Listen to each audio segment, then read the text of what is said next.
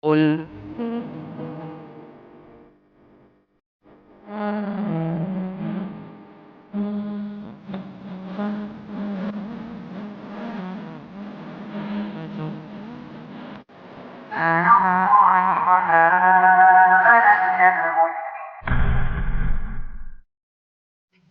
Alhamdulillah wassalatu wassalamu ala Rasulillah wa ala alihi wa man tabi'ahum bi ihsan ila yaumiddin. Allahumma inna nas'aluka ilman nafi'a wa rizqan thayyiba wa amalan mutaqabbala. Baik, kita lihat sekarang sesi berapa? 14. Bahasan ke-31. Kapan datangnya pertolongan Allah? Kapan? Kita lihat bahasannya. Bahasa Arabnya sini syurutu tahqiqin nasr. Syarat pertolongan Allah itu datang. Jadi maksudnya kalau kita ingin selamat dari musibah, kehinaan, kaum muslimin itu bisa jaya, bisa makmur, bisa maju. Syaratnya apa? Nah, ini nanti akan disebut. Kita lihat bahasannya. Kapan datangnya pertolongan Allah? Orang yang membaca perjalanan hidup Rasulullah SAW serta riwayat jihad beliau akan melihat adanya tahapan-tahapan dalam beliau berdakwah. 1. Periode Tauhid. Rasulullah SAW tinggal di Mekah selama 13 tahun. Selama itu, beliau menyeru kaumnya untuk bertauhid dalam beribadah, berdoa, berhukum, serta mengajak mereka untuk memerangi segala bentuk kesyirikan. Hal itu terus beliau lakukan hingga akidah tauhid tertancap kuat dan kokoh di dalam jiwa para sahabatnya, dan jadilah mereka para pemberani yang tidak merasa takut kecuali kepada Allah. Oleh karena itu, para juru dakwah hendaknya memulai dakwahnya dengan mengajak manusia kepada tauhid dan memperingatkan mereka agar jangan sampai terjerumus ke dalam perbuatan syirik. Dengan demikian, berarti dia telah menjadikan Rasulullah SAW sebagai teladan dalam dakwahnya. Nah, lihat. Berarti awali dulu dengan tauhid. Berapa lama Rasulullah SAW berdakwah tauhid? Awalnya di Mekah selama 13 tahun.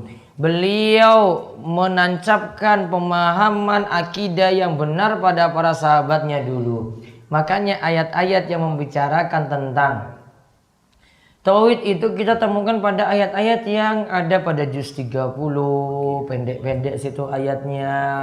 Ditanamkan itu dulu, tidak langsung hukum rajam, riba, enggak. Kalau antum itu langsung bahas riba misalnya, berat enggak itu? Berat. Semuanya pada kena riba enggak? Hah? Simbah-simbah kena? Kena. Yang ini 66 ini jomblo? Kena juga? Belum, sebentar lagi. Baru kena, baru akan rasakan sendiri coba. Coba kalau riba dulu itu dilarang keras itu. Ini masuk dengan riba dulu. Iman belum kuat. Iya kan? Kabur. Oh, semua punya utang. Bang pelecit semuanya. Gimana coba? Berat. Ketika didakwah itu dulu, wah kabur semua, aku orang ngaji meneh wes. Wah berat banget Ustadz, ini kok bahasnya kok langsung ke utang-utang. Wah utangku iki numpuk. Iya, pipilan terus tiap hari. Pakai selapan satu hari itu bisa ada yang 5 ada. Sama seperti nyumbang itu 4 atau 6. Iya toh? Betul nggak Pak? Nyumbang berapa satu hari? Manten? Nyumbang berapa? Iya, berapa kali? Waduh, aduh, ya Allah, hutang terus tuh kayak begitu coba dia. Kalau dibicarakan itu langsung berat.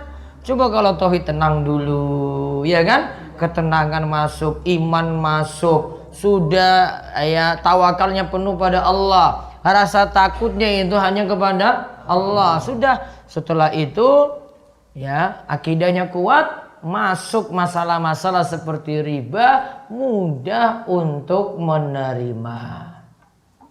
Betul nggak? Mudah. Itu baru nerima itu. Oh iya ya, ini nggak boleh ini. Karena akidahnya sudah kuat. Akidahnya sudah kuat.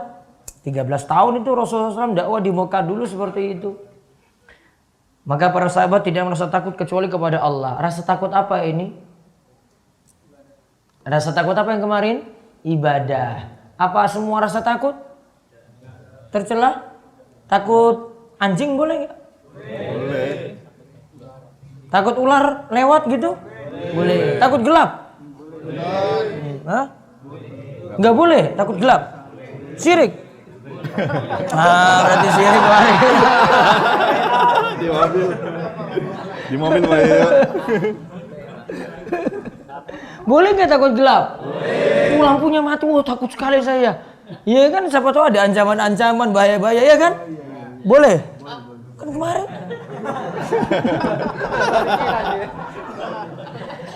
Itu apa namanya? Tabi'i, secara tabiatnya boleh. Iya kan? Boleh nggak? Boleh. Takut istri? Nggak boleh. Istri nggak? Nggak boleh. Nggak. HP-nya dimatiin.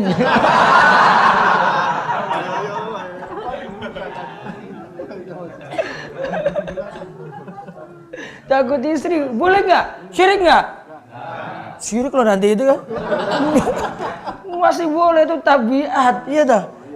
Dicari-cari istri, suruh pulang gitu. Baru saja 3 malam aja nginap di sini ya. Takutnya bukan main. Maka jomblo itu paling bahagia, itu nggak diincar sama siapa. Dicari siapa coba kamu? Ibumu juga nggak mikir kamu ya kan? Pergi aja nggak apa-apa, sana makannya gratis kok.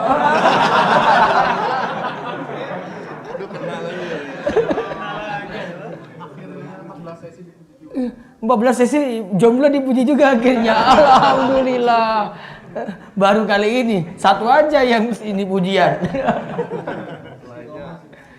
Jadi yang dimaksudkan takut apa di sini para sahabat? Takut yang sifatnya ibadah, takut pada berhala-berhalanya. Wong kalau enggak nyembah berhalanya kamu kena kualat itu. Kamu enggak beri tumbal ini, tumbal itu, kena bahaya, kamu kena musibah. Itu kan yang dimaksudkan. Nah, para sahabat nggak punya rasa takut kayak gitu lagi. Karena ditanam apa? Akidah. Nggak takut hajatannya dibuat di bulan apa? Nah, sesok berarti. Ya, baru selesai ya tak? Iya. Malam siji suro kan sekarang? Ada apa malam siji suro?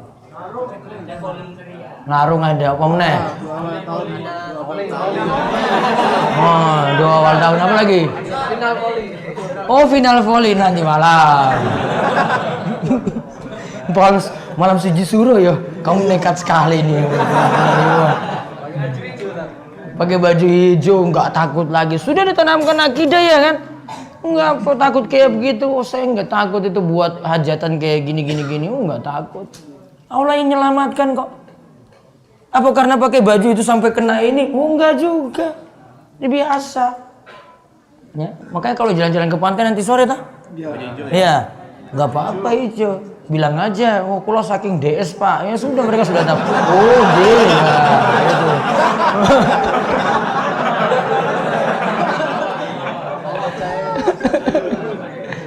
Bilang aja. Nanti ke Sabtosari situ. Itu ada samping masjid itu ada tempat pertapaan itu, jangan salah masuk. Tempat pertapaannya itu ngadap kidul, itu ngadap laut apa? Laut kidul. Ada siapa? Nah itu, hati-hati salah masuk. Masjidnya di atas, ya bukan di bawah. Itu untuk nyaingi di situ. Oh. Jadi akhirnya ditanamkan dulu, nggak ada rasa takut kayak gitu. Mau berlayar kayak, pasrah semua pada Allah. Mau lakukan hajatan, pasrah juga pada Allah. Mau bersafar, pasrahnya juga pada Allah. Nggak takut kayak begitu. Akidah dulu. Jadi akidah itu paling penting, ditanamkan dulu akidah. Namun memang nggak mesti kita masuk langsung. Saya mau pulang ke kampung saya ini kayaknya banyak maulid Nabi, tak bahas biar kau tenang biar tobat semuanya. Jangan dulu Pak. Ada tahapan. Kurang langsung. Wah, ini yang sana itu yang kayak gini tuh banyak bid'ahnya yang dilakukan. Pusing bahas ini tuh biar tobat semuanya. Oh, kamu malah ditendang nanti dari situ. Kapan gak mesti masuk dengan ini? Kan yang penting pemahamannya sudah paham, ya kan? Udah paham. Oh, saya sampaikan kayak gini nanti tak selipin gitu. Logika masuk cukup. Namun harus ada prioritas. Tekankan dulu akidah. Tauhid itu ditanamkan dulu sebagaimana Rasul menanamkan tauhid terlebih dahulu pada para sahabat. Berapa tahun tadi? 13 tahun. Kamu berdakwah baru berapa? Baru ikut daurah 4 hari. Berarti belum lama kan? Belum ada apa-apanya. Ya berarti belajar terus. Ya, terus sekarang yang kedua. 2. Periode ukhuwah atau persaudaraan. Rasulullah SAW hijrah dari Mekah ke Madinah adalah dalam rangka membangun sebuah masyarakat muslim yang tegak berdasarkan saling cinta dan kasih sayang. Tindakan yang pertama kali beliau lakukan adalah membangun masjid sebagai tempat berkumpulnya umat Islam untuk beribadah kepada Allah.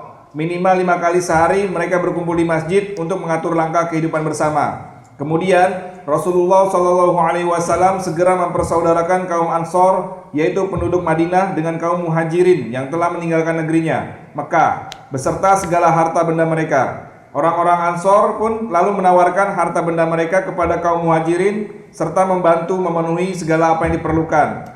Rasulullah SAW tahu adanya permusuhan lama antara suku Aus dan suku Khazraj. Beliau pun lalu mendamaikan kedua suku tersebut, menghilangkan rasa permusuhan dan kedengkian di hati-hati mereka, menjadikan mereka bersaudara yang satu sama lain saling mencintai dalam ikatan iman dan tauhid. Beliau serukan kepada mereka sebagaimana disebutkan dalam hadisnya, seorang muslim adalah menjadi saudara muslim lainnya. Hadis ini diriwayatkan oleh Muslim. Dah lihat. Setelah tadi ditanamkan tauhid, Rasulullah SAW baru syariatkan yang lainnya lagi, seperti mengajak umatnya untuk sholat 5 waktu. Dibangunlah masjid. Ini ketika beliau berhijrah, berarti bangun apa? Masjid apa pertama kali? Masjid Kuba. Nah, lalu Rasulullah SAW persaudarakan kaum yang berhijrah, yaitu Muhajirin, dipersaudarakan dengan kaum Ansor. Jadi ada yang dipersaudarakan, bukan saudara kandung. Namun si A, sahabat A ini dipersaudarakan dengan sahabat B, supaya punya hubungan yang lebih dekat. Salman itu dengan Abu Darda punya hubungan yang dekat. Abdurrahman bin Auf ada dengan Ibnu Rabi'i, ya, punya saudara dekat juga, punya hubungan saja dekat. Maka pernah ini Abdurrahman bin Auf ketika hijrah dari Mekah ke Madinah, jatuh miskin padahal pengusaha sukses, nggak punya apa-apa. Istri pun dia tinggal, harta-hartanya pun dia tinggal. Sahabatnya ini lihat Abdurrahman bin Auf, kemudian dia tawarkan, ini saya punya harta ini Abdurrahman, saya punya harta ini banyak nih. Istri saya 2, gimana kalau harta saya dan istri saya kita bagi 2 gimana? Paham? Harta bisa dibagi 2 nggak? Bisa. Istrinya 2 masalahnya. Boleh. Kamu bisa nggak bagi 2? Mau lah. Istrimu ya lagi siji. Belum habis ini. Baru 1, iya nah. Mau diceraikan terus kasih orang gitu? Enggak. Tenan. Oh, enggak mau juga. Kalau 2? Enggak juga. Heman-heman lagi coba. Sudah, hartamu dan istrimu ini, dia katakan tadi, ini hartaku dan istriku, sudahlah kita bagi 2 saja. Saya kasihan lihat kamu. Abdurrahman punya harga diri, gak mau dikasih gratis. Dia ketika itu dia katakan, coba tunjukkan saja di mana pasar yang terdekat di kota Madinah ini. Akhirnya ditunjukkan di situ, dia kerja. Setelah kerja, akhirnya kumpul-kumpul uang, kemudian apa? Tadi punya istri nggak? Nggak punya. Berarti setelah kerja dia dapat uang untuk apa? Nikah. Makanya kalau sudah kerja nikah. Tuh, nikah kan?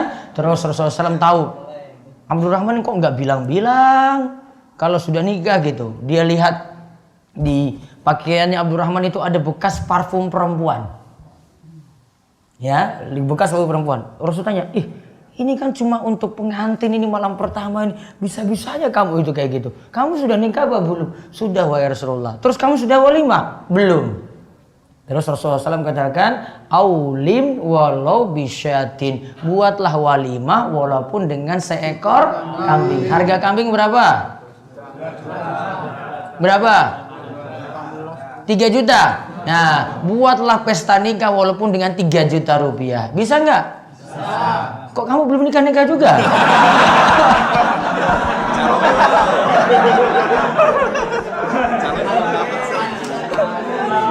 3 juta itu lihat. Berapa kambing tadi? Masa gak bisa? Hah? Buktinya nggak ada.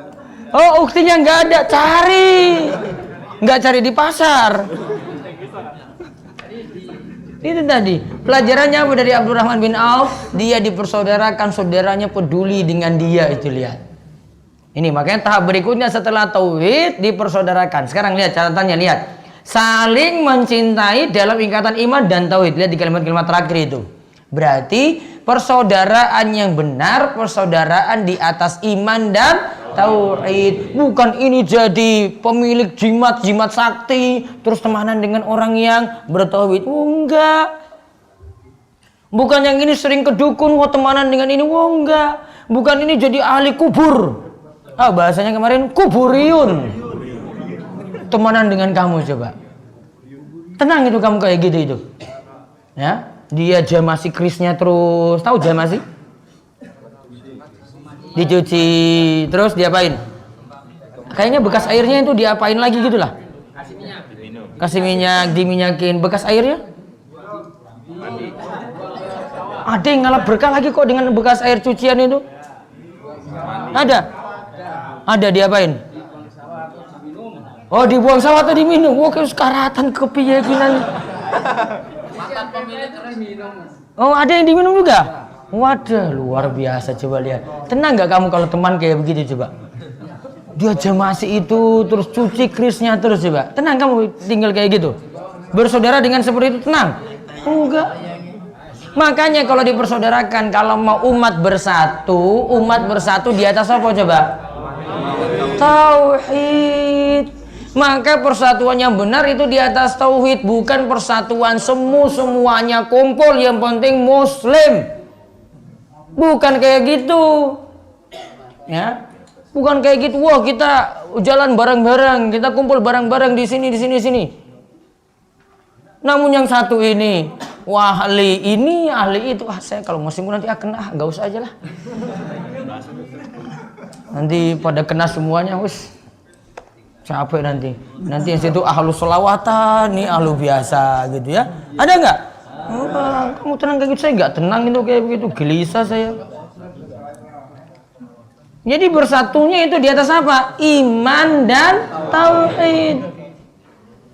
Itu baru benar. Itu baru persatuan sejati. Kita tenang itu loh. Oh, teman saya ini alhamdulillah dia ngaji, tauhidnya bagus, tawakalnya itu pada Allah. Takutnya itu kepada Allah. Wah, tauhidnya luar biasa, dia ngaji tauhid terus, tenang itu hidupnya. Kita teman dengan dia juga, dipersaudarakan dengan dia juga, tenang. Bukan dengan sembarang orang. Kalau kamu berteman dengan itu, lama-lama itu akan terpengaruh juga. Lama-lama kuburiun juga loh kamu itu. Iya kan? Iya. Terus yang berikutnya 3 lagi, Periode persiapan. Di dalam Al-Quran, Allah memerintahkan agar umat Islam bersiap siaga untuk menghadapi musuh-musuh Islam. Nah, berarti berjihad ya? Ya, terus Allah berfirman, dan siapkanlah untuk menghadapi mereka kekuatan apa saja yang sanggup kalian siapkan. Quran Surat Al-Anfal ayat 60. Rasulullah SAW menjelaskan maksud ayat di atas dengan bersabda, ketahuilah, sesungguhnya kekuatan itu ada pada melempar. Hadis ini diriwayatkan oleh Muslim. Melempar apa maksudnya sini? Memanah. Ya, terus belajar melempar menjadi kewajiban bagi kaum muslimin menurut kadar kemampuan mereka. Meriam, tank, pesawat tempur, dan peralatan-peralatan perang lainnya membutuhkan pelemparan ketika menggunakannya. Alangkah baiknya jika para siswa di sekolah-sekolah diajari olahraga melempar atau memanah, lalu menggalakkan perlombaan untuk jenis olahraga tersebut. sehingga anak-anak mempunyai kesiapan untuk membela dan mempertahankan agama dan tempat-tempat suci mereka. Oh, kalau diajarin di sekolah kita paling sudah dituduh teroris kayak begini ini. Iya. Mau meriam tank, pesawat tempur, ya toh? Padahal cuma dilatih apa? Mana? Cuma di Darussul ini belum ini. Soalnya peralatannya mahal ya, mana itu ya kan? Mahal kan? Oh iya makanya. Sudahlah volley aja lah nggak apa-apa. Lempar juga kan? Smash nggak itu? Iya. Kan ada yang anak kecil di Malang itu kan? Wah itu smash itu baru anak kecil itu loh, belum yang besar-besarnya itu. Saya nggak tahu tadi malam kalau lawan yang besarnya kamu masih ada di situ nggak? Di smash terus tuh nanti. Hah? Iya Surabaya siap, tunggu aja ya. Terus, namun sayang sekali, anak-anak kita sekarang ini lebih suka menghabiskan waktunya dengan bermain bola, dengan bertanding ke sana kemari. Mereka pun membuka paha yang sebenarnya termasuk aurat yang harus ditutup rapat dan melalaikan sholat yang semestinya dijaga dengan sebaik-baiknya. Berarti main bola boleh nggak? Boleh. Asalkan apa? Asal nutup aurat gitu. Juga pakai kaosnya yang biasa-biasa saja, nggak usah lah pakai Messi kayak gitu. Hah? Messi artinya apa coba? Messi itu apa? Apa artinya? Juru selamat kan? Juru selamat orang Nasrani apa? Yesus. Masa Messi masuk masjid? Cuma ada kan yang sholat pakai itu kan? Allahu Akbar, ya Allah, nomor 10 depan Messi lagi, ya Allah. Sah pertama lagi. Oh, Messi masuk Islam? Mimpi kali. Jadi yang biasa-biasa saja gitu, gak usah ya nama-nama yang nama-nama khas mereka, enggak. Ada yang muslim itu ya? Solah itu ya? Bukan salah, solah kalau bacanya. Solah. Ikut-ikut berita lagi bacanya salah itu. Solah. Muhammad Solah itu berbendul namanya. Kok salah? Muhammad Solah. Bacanya itu Muhammad Solah kalau bahasa Arabnya, bukan Muhammad Salah. Saya nggak tahu bahasa Arab aja itu berita-berita. Bacanya Solah. Terus. Ketika kaum muslimin mempunyai akidah tauhid yang kokoh, saling berkasih sayang dalam ikatan persaudaraan Islam, serta telah siap menghadapi musuh dengan berbagai senjata yang dimiliki, maka insya Allah akan turunlah pertolongan Allah sebagaimana yang pernah dia turunkan kepada Rasulullah SAW semasa beliau masih hidup dan kepada para sahabat dan para generasi sesudahnya setelah beliau wafat. Allah berfirman, wahai orang-orang beriman, jika kalian mau menolong agama Allah, niscaya Dia akan menolong kalian dan meneguhkan langkah-langkah kalian. Quran Surat Muhammad ayat 7. Namun periode-periode yang saya sebutkan di atas tidaklah berdiri sendiri, akan tetapi saling berkait dan berhubungan erat. Maksudnya di saat periode ukhuwah dan periode persiapan tetap ada pembinaan dan pemantapan tauhid. Nah berarti tiga-tiganya itu saling terkait. Namun ingat, nggak langsung jihad, nggak langsung yang ketiga persiapan. Apa dulu yang paling penting? Yang pertama dulu tauhid, terus persaudaraan, terus persiapan jihad. Jangan pentingkan jihad terus. Ayo kita jihad. Wah saudara saya di Palestina sana, pokoknya saya mau nolong dia. Terus kamu ke sana pakai apa pak? Tauhid sudah benar belum? Oh enggak, saya pakai jimat-jimatin nanti kalau lawan Israel. Terus masalah meneh. Ya. Wah saya nanti kebal ini saya di sana ini. Kalau tentara Israel tembak saya, wah nggak mempan. Saya kebal. Ilmu kebal ilmu apa coba? Syirik nggak? Dipukul ini nggak mempan, ditusuk nggak mempan. Apa kayak gitu orang Islam itu? Kalau ke ilmu kebal itu memang untuk dipakai untuk perang, Rasul harusnya sudah punya dulu itu loh. Dan Rasul nggak terluka, para sahabat nggak terluka, nggak banyak yang mati syahid. Iya kan? Ini kok pakai kebal nggak ada luka, ditusuk nggak mempan. Berarti lebih daripada Rasul dan para sahabat kan? Padahal itu nggak sholat juga, ilmu kebalnya hilang ya itu. Nggak pakai ada ritual-ritual tertentu dulu itu.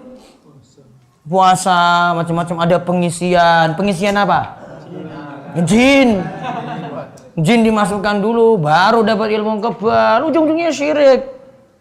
Maka jangan pentingkan yang nomor 3, pentingkan apa dulu? tauhid, luruskan. Berarti ilmu kebalnya dihapus, dihilangkan. Yang dulu belajar ilmu kebal, tobat. Itu kalau nggak tobat-tobat itu masih ada sesuatu itu di situ. Di ruqyah. Sebenarnya kalau dia bentengi diri sendiri itu lama kelamaan itu sudah keluar itu harusnya. Ya, tauhidnya dikencangin biar itu kalah itu jin dalam tubuh. Ya, dulu ada pengisian ada karate juga ya kan? Karate apa silat? Silat, ada pengisian itu ada. Karate juga ada. Ya Allah. Padahal karate Indonesia menang itu banyak gitu ya. Ya mudah-mudahan nggak pakai pengisian itu. Silat juga menang. Penting tauhid dulu. Tauhid beres, persaudaraannya itu jadi kuat, lalu jihadnya nanti jadi menang. Berarti 3 tadi. Namun syarat paling penting apa? Bertauhid. Nanti bahasan ketiga 2, pertolongan Allah pasti datang kepada kaum muslimin. Wallahu a'lam bishawab. Bentar saya bahas dulu. Habis ini istirahat. 15 menit. Ustadz, semasa SMP saya ahli gitar. Banyak yang saya ajari main gitar. Tapi setelah ngaji saya tahu haramnya main musik dan saya udah kapok. Namun apakah masih berlaku dosa jariah? Oh, karena dulu dia ngajarin temannya itu gitar. Padahal saya sendiri sudah tobat main gitar. Berarti ngomong sama temanmu, saya sudah tobat. Saya sarankan kamu juga tobat. Terus gitarnya diapain? Jadiin sapu. Hah? Oh, jadiin sapu. Atau jadiin apa lagi?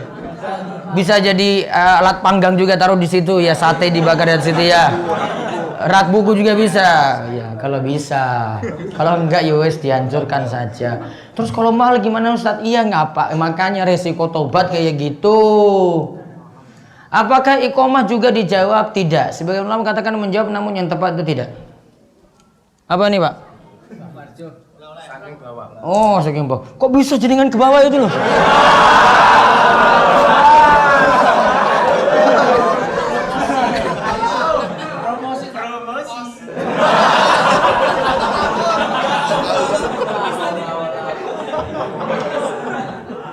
Bagaimana posisi tangan yang benar saat sujud? Saat sujud kalau untuk laki-laki tangan gue yang tanya berarti dibuka. Kecuali kalau sholat berjamaah, ada jamaah kanan kiri. Kalau perempuan saya masih meyakini seperti mazhab Syafi'i tetap dirapatkan karena tidak dibuat terbuka karena ibu-ibu lebih menjaga aurat lebih penting daripada mengerjakan sunnah membuka tangan. Jadi dikalahkan tadi dengan ketika sujud lebih dirapatkan. Apakah boleh mengkiaskan sikat gigi dan siwak saat kita mau sholat kita sikat gigi? Sama-sama tujuannya adalah menghilangkan bau mulut. Tujuan ini tercapai. Namun kayu siwak punya khas tersendiri. Kalau bisa kayu siwak ya kayu siwak. Kalau tidak ada ya menggunakan pasta gigi dan sikat gigi. Apakah infak hukumnya wajib? Ini umum nih ya. Kata infak itu umum. Yang wajib itu nafkah keluarga. Baru setelah itu kalau ada sisa zakat. Apa benar disebut pendusta jika kita menyampaikan semua yang kita dengar? Semua yang kita dengar kita nyampaikan, bisa jadi di situ ada berita yang benar, ada yang berita yang salah. Namun kita cerita semuanya. Oh, saya dapat berita kayak gini. Namun kalau disampaikan ilmu yang benar semuanya boleh. Namun kalau di situ ada sesuatu yang tidak jelas, kemudian disampaikan semuanya, nah ini baru dikatakan pendusta. Apakah benar hukum makan makanan panas itu makruh? Ya memang diperintahkan untuk didinginkan. Kalau makruh ya berarti tidak sampai dosa. Namun paling bagus ya nanti tergantung jenis makanannya. Ya, wallahu a'lam. Saya pernah menjadi panitia kegiatan sampai saat ini sertifikat kegiatan tersebut masih ada di saya dan saya kesulitan untuk menyalurkannya karena alamatnya kurang jelas. Apakah yang bisa saya lakukan Ustadz? Saya khawatir jika meninggal dunia itu termasuk utang. Saya pernah menjadi panitia kegiatan sampai saat ini sertifikat kegiatan tersebut masih ada di saya. Apa maksudnya? Oh, kalau bisa ya kirimkan ke yang berhak untuk dapat. Kalau enggak kembalikan kepada instansi atau lembaga yang punya acara itu. Apakah boleh menggunakan jasa pawang hujan untuk kelancaran suatu acara? Enggak boleh. Tawakal pada Allah. Oh, ini sudah kemarin.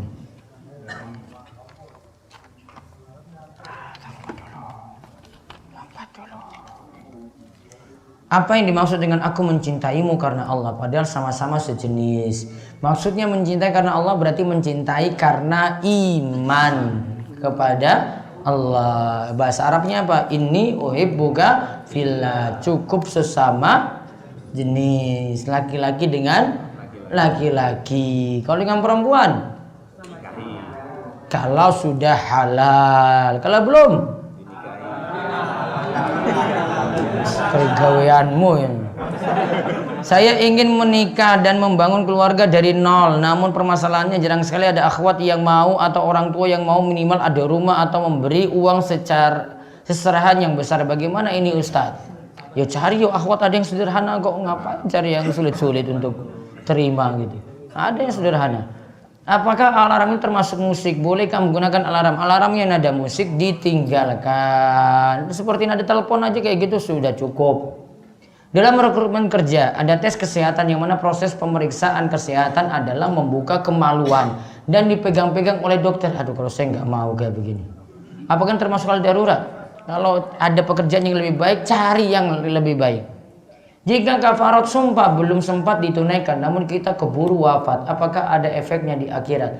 Kalau keluarga tahu kafarat sumpah tadi, baiknya keluarga bayar kafarat sumpah tadi. Kafarat sumpah 1, memilih di antara 3, membebaskan 1 orang budak, memberi makan kepada 10 orang miskin, atau memberi pakaian kepada 10 orang miskin.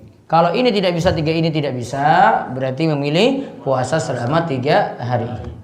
Baiknya ada wasiat seperti ini kalau memang belum ditunaikan. Namun kalau tidak tahu, keluarga nggak tahu, ya sudah. Berarti nanti jadi amal-amal baiknya nanti untuk nebus kafaratnya tadi. Wallahu a'lam. Satu lagi ya.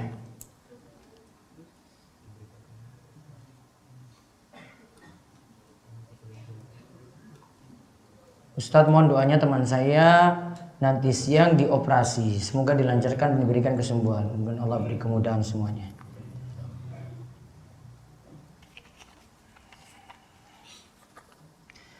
Apa termasuk syirik jika mau menjual tanah warisan dengan meminta izin pada orang tua yang sudah meninggal dengan cara